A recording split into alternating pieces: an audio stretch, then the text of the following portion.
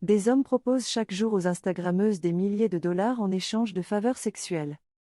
Selon l'une d'elles, les réseaux sociaux sont devenus un catalogue pour certains hommes afin de sélectionner leur prochaine conquête.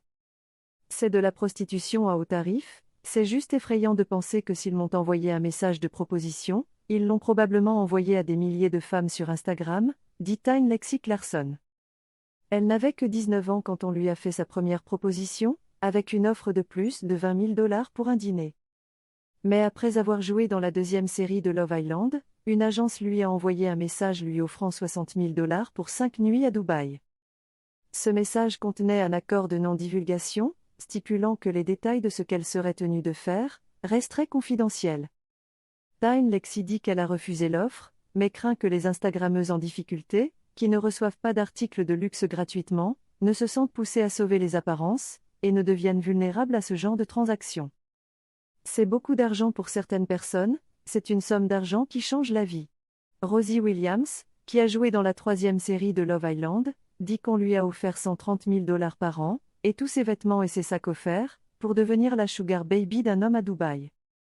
Elle nous a montré l'un des récents messages qu'elle a reçus, d'un homme affirmant être à Dubaï. Il dit qu'il a une transaction importante qu'il souhaite partager, ce qui selon elle, est une tournure de phrase courante dans ses messages.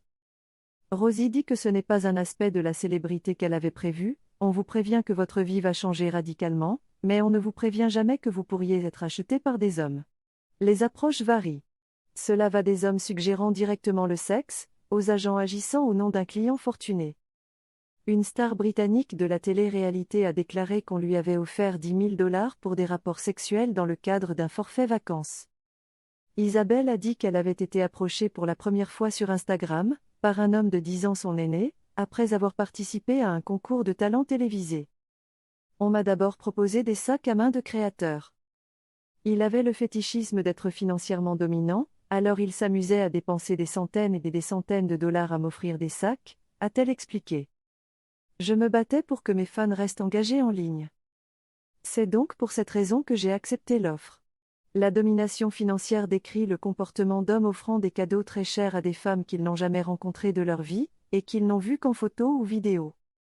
Cet homme et Isabelle ne se sont pas rencontrés pendant 18 mois, alors qu'ils se parlaient tous les jours, donc elle était excitée de le rencontrer. Il était vraiment agréable quand j'étais là. Au dîner, nous avons commencé à boire et il me posait des questions sur mes finances. Je lui ai expliqué que j'avais une dette de 6 000 dollars. Il m'a dit, faisons l'amour, et je te donnerai le double. Isabelle a dit qu'elle est montée dans sa chambre d'hôtel, et qu'elle est allée jusqu'au bout.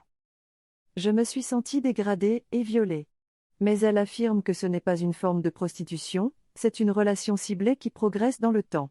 Alors que je pense que la prostitution, c'est quand on convient d'un prix avec un étranger. Le groupe féministe Object, qui fait campagne contre l'objectivation sexuelle des femmes, a déclaré qu'il comprenait pourquoi les femmes acceptaient les offres extrêmement tentantes. Heather Brunskell Evans déclare, « Les femmes qui sont impliquées dans ces affaires ne voudront pas entendre le mot prostitution. La réalité est qu'elles vendent leur corps pour de l'argent. » L'agent pour célébrité Rob Cooper déclare que ce n'est pas seulement les femmes qui sont approchées. Il dit qu'un homme qui publiait en ligne se faisait régulièrement offrir de l'argent pour réaliser des actes sexuels. Je dirais qu'un influenceur un peu célèbre ou une star de la télé-réalité reçoit ce genre de messages tous les jours. Un porte-parole de la société Facebook a déclaré, « La sollicitation sexuelle n'est pas tolérée sur Instagram, et ceux qui enfreignent nos lignes directrices de façon répétée seront interdits. Nous voulons qu'Instagram soit un espace sûr pour que les gens puissent s'exprimer. Nous investissons beaucoup dans des outils et des technologies pour prévenir le harcèlement.